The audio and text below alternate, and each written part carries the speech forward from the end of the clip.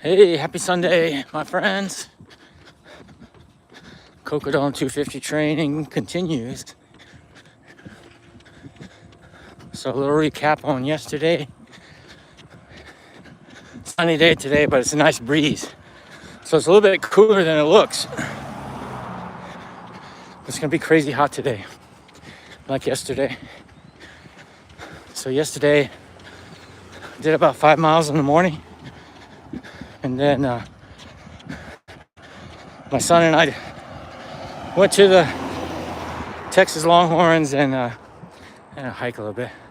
University of Texas El Paso game. It's pretty boring actually. UT won, but we left early. It was just crazy hot. I'm used to the heat, but game starting at 3 o'clock in an open stadium, it was pretty brutal. But it was fun. Anyways, a lot of walking. Probably walked a couple miles there. Because you're walking to your parking and you gotta walk up top of the stadium. Got some good exercise. Didn't get home till probably around 7, so I got kind of sunburned, even though I was wearing a lot of protection. So didn't really feel good for lifting. I was gonna do triceps and back, but I'm gonna do that today. I'm gonna do a heavy bench session, and then I'm gonna do deadlift, basically a push day, triceps, and work that out.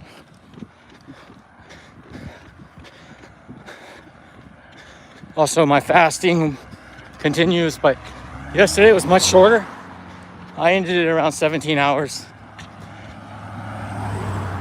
Ate quite a bit yesterday. It's kind of a refeed day, just kind of recoup after a hard week of training and strict fasting. Because I did 20 hours every day last week. So I did about 17. Went to IHOP, which is one of my favorite places to go. Had Colorado omelet. Quite a bit of food, but a lot of protein. And I like that place. It's one of my favorite places to eat, even any time of day. Because I like to eat breakfast food any time of day. So, and then, like I said, went home. I watched Elite FTS, which is kind of a powerlifting show on YouTube. He's always interviewing top powerlifters. So, always learn new things. Always trying to learn something new, you know. And hey, thanks for joining, Hassan, Nicole. Thanks for joining. I appreciate it. Just out in the morning, run, hike. Feel pretty good.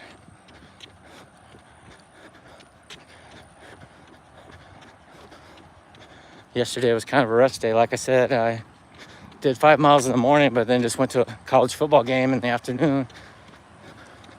Ate more than I usually do. So today I'm getting back on my 20-hour fasting protocol. So can't eat. The last time I ate something was 6:30 yesterday. I can't eat anything until 2:30 today. And then I'll eat. My feeding window will be to like 5, and then for next week I'm gonna get back on the 20-hour protocol, which works pretty well for me. Feel really good, getting stronger, and leaning out some more. Like I said, I'm gonna do a push day today, so a heavy bench press session and tricep workout, back workout. I have to be careful this area here. It's where we always see snakes, the dangerous kind. So these rocks here, the cottonmouths live in there. Seen one several times. This is where a 17-year-old got bit in the foot. That's why they put up the venomous snake signs on this part of the trail. But I have news for them. All 6 miles through the neighborhood, I've seen snakes, so it's not just this section.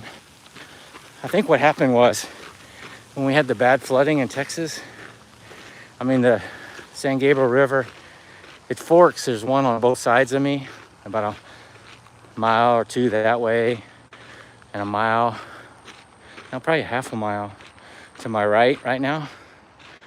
Well, the river went from 1 foot to 20 foot. So washed all those dangerous snakes from the forest areas. We have a lot of forest areas in Texas. I think it pushed in a bunch of venomous snakes, because before that, it was very rare to see one. I still haven't seen any rattlesnakes. Some people say they've seen one, but it's mostly cottonmouths, which makes sense with my river theory. So, and also there's a lot of things to eat here because there hasn't been much snakes in a long time. I mean, you know, they're always looking for the rabbits and stuff. Yeah.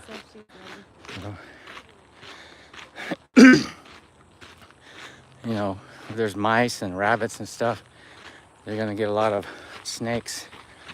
I'm surprised we don't have the coyotes like we used to. We used to have a lot of coyotes. There's definitely a lot of rabbits for them. I was listening to the AGW, Andy Jones-Wilkins podcast earlier. I like him.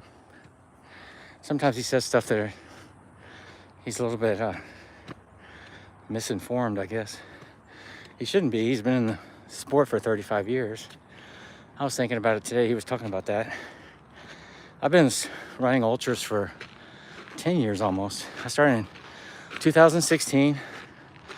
My first ultra was Skyline 50K in Oakland, California. So it's been almost 10 years. And I remember that one too. It was a really tough one. There's a lot of mountains near Oakland, California. And it was a tough one. And I wore road shoes, which is stupid. I remember I wore Asics road shoes. And when I got done with the ultra, I also wore the wrong socks. When I got done with the ultra, the backs of my heels were no skin. So, hey, Shinks Douglas, hey man, thanks for joining. Hey, if y'all new to the channel, please subscribe. Go live almost every day. We talk about running, weightlifting, whatever we want to talk about. I was talking about Andy Jones-Wilkins. You know, he's kind of a leader in the sport. And he was talking about the Kipchenko, not Kipchenko, it sounds Russian, but Kipchenko, I think is her name. The Kenyan got busted for drugs and Sierra-Zinal, and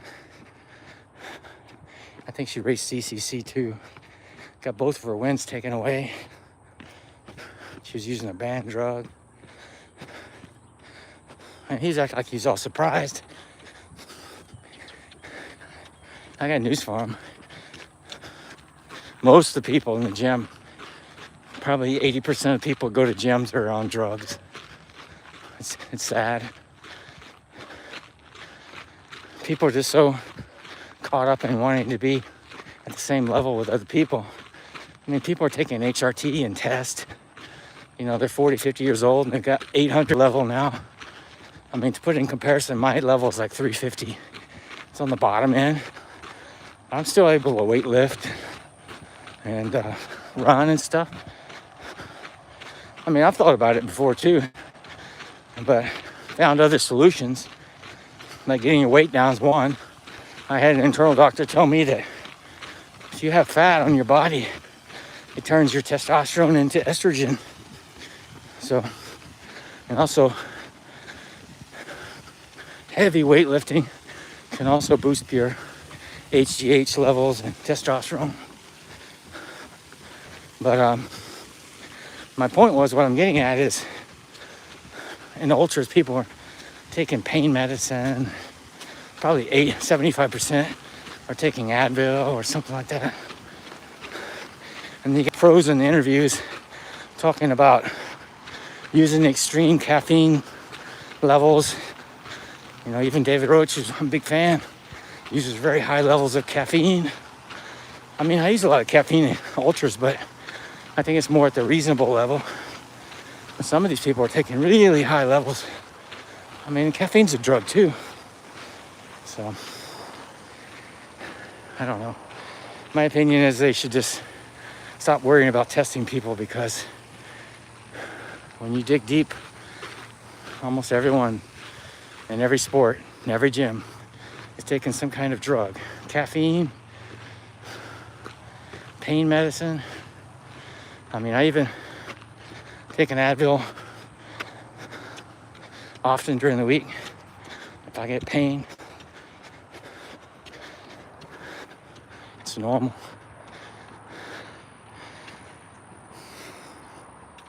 So I think he was a little bit going overboard with that. So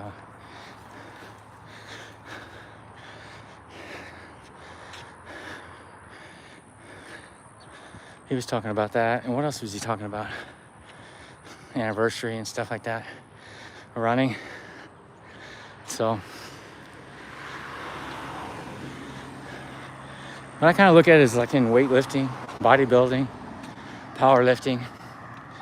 I don't think they can control it anymore. You know, these Kenyans, they come over and they're very poor. They're trying to make something for the family. Can't blame them. So they go to extremes to try to win. I wouldn't be surprised if Kipchoge and these others did drugs before. Because after they stop for a while, I think it's hard to notice in their system. And you got people like Nick Bear. 99% of bodybuilders say he's full of shit because you just can't build up that kind of muscle on whey protein and stuff. Even outliers with good genetics. He was on serious steroids at one time, but he tells everybody he wasn't. You know, sell product. And I'm a big fan of Nick Bear, but I've seen hundreds of interviews, people that really know what they're talking about saying it's total bullshit. So what else is going on? Los Andes. Oh, you're in the Chile. Very cool. I had someone from Brazil recently. Maybe someone from Chile before. I'm not sure. What time is it there? It's got to be, well, maybe it's not much difference because you're talking about South America. Yeah. Well, hey, welcome, man. I've always wanted to go to Chile. The Andes have some good mountains for trail running, hiking. Also some old civilizations to check out. I think it'd be very cool to go to Chile or Peru. Maybe someday. Very cool, welcome. That's the cool thing about YouTube. You can meet and chat with people from all over the world.